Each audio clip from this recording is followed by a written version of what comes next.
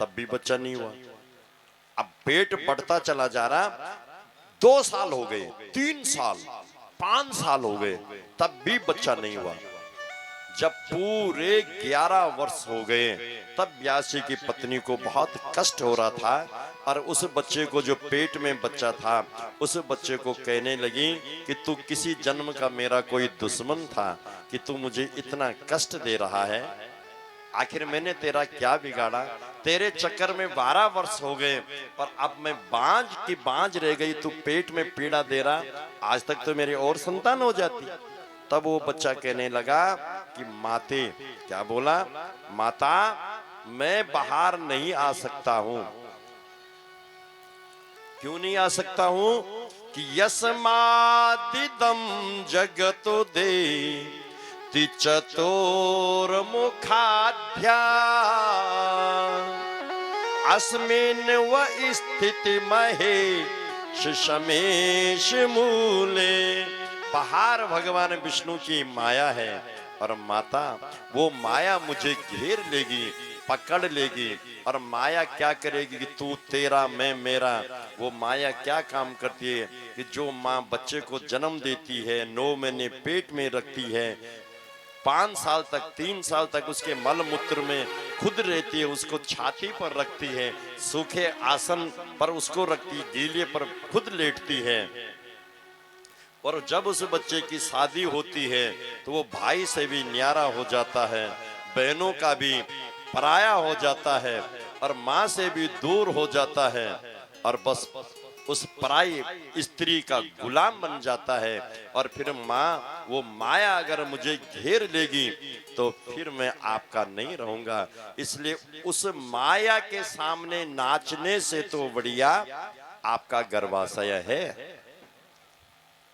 आपके गर्भ में तो ये नर्क है, जहां वायु नहीं है, सूर्य नहीं है, कोई बात नहीं, लेकिन मैं बाहर नहीं आ सकता हूँ। उस बच्चे की आवाज, जब माँ पेट के बच्चे से बात करती थी, उसको पीड़ा कष्ट दूर हो गया। पर वो कहती, बेटा जब तू बात करता है तो मुझे बहुत अच्छा लगता है, इसलिए तू मेरे से बात जरूर किया कर। तो बहनों, हरि कथा प्रेमियों, बात ऐसी आगे चलती गई। एक दिन वहां देवलोक से नारद जी आ गए। नारद जी ने पूछ लिया कि नारद जी जब आए तो व्यासी घर में नहीं थे, और उस वक्त व्यासी की पत्नी अपने पेट के बच्चे से बात कर रही थी। नारद जी ने सुन लिया, और नारद जी जब अंदर आए और देखा यहाँ कोई आदमी तो है नहीं, पर माता पिंगला किससे बात कर रही है।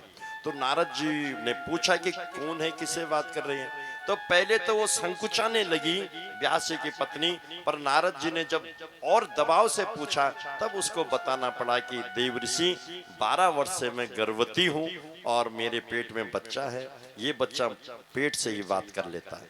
तब नारद जी ने, वो भी तो नारद थे, नारद जी तो योगी महापुरुष थे, तो नारद जी समझ गए कि ओहो, ये तो भगवान भोलेनाथ की कृपा है।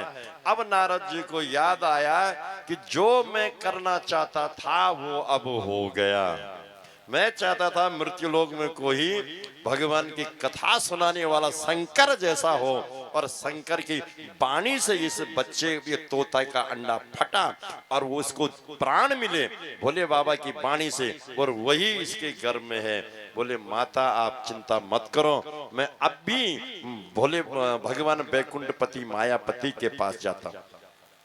और तुरंत वहां गए, और वहां जाकर के भगवान विष्णु से कहा। नारद जी ने 70 श्लोक है यहाँ पर शिव महापुराण का, उसमें क्या कहा गया कि त्वमेका शुद्ध्योसी।